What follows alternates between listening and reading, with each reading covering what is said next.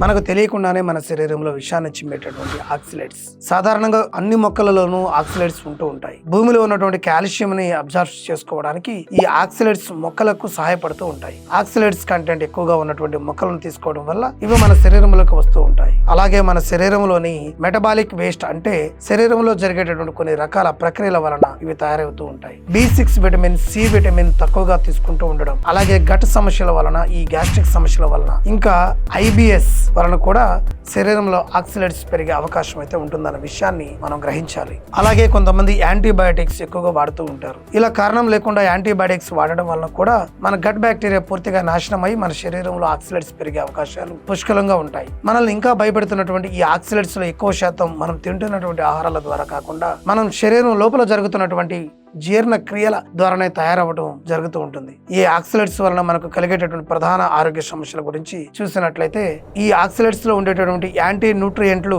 మన కిడ్నీలో రాళ్ళు ఏర్పడడానికి కారణమవుతున్నాయి. అలాగే మన గ్యాస్ట్రో ఇంటెస్టైనల్ సిస్టమ్ లో లీకీ గట్ వంటి సమస్యలతో పాటు అనేక సమస్యలకు ఈ ఆక్సిలేట్స్ కారణంగా మారే అవకాశం అయితే ఉందన్న విషయం గ్రహించాలి మనం. ఇవి మన కణజాలంలో పెరిగిపోయి గుండె సమస్యలు, నరాల సంబంధిత సమస్యలు, బ్రెయిన్ డ్యామేజ్ వంటి సమస్యలకు కూడా కారణమయ్యే అవకాశాలు అయితే ఉన్నాయి. శరీరంలో ఈ ఆక్సిలేట్స్ ఎక్కువగా ఉన్న వారిలో అనేక సమస్యలు తలెత్తుతూ ఉంటాయి. వీరికి చిన్న చిన్న నొప్పులు తగ్గడానికి కూడా చాలా సమయం పడుతూ ఉంటుంది. అంటే రికవరీ టైం కొంచెం ఎక్కువగా ఉంటుందని మనం చెప్పుకోవచ్చు. ఉదాహరణకి కొంతమంది ఎక్కువసేపు వ్యాయామం చేస్తూ ఉంటారు. ఒకవేళ వీరి శరీరంలో ఆక్సిలేట్స్ ఎక్కువగా ఉన్నట్లయితే వీరిలో వచ్చేటువంటి ఒళ్ళు నొప్పులు తగ్గేందుకు చాలా సమయం పడుతూ ఉంటుంది. ఈ ఆక్సిలేట్స్ సృష్టించే సమస్యలు మొదట చిన్నగానే మొదలవుతూ ఉంటాయి, కానీ ఈ చిన్న చిన్న సమస్యలే మెల్లగా తీవ్రమైన సమస్యలుగా మారుతూ ఉంటాయి. కాబట్టి ఆక్సిలేట్స్ విషయంలో మనం అలర్ట్ గా ఉంటే చాలు అనేక ఆరోగ్య సమస్యలను రివర్ట్ చేసే అవకాశం అయితే ఉంటుంది. Thank you.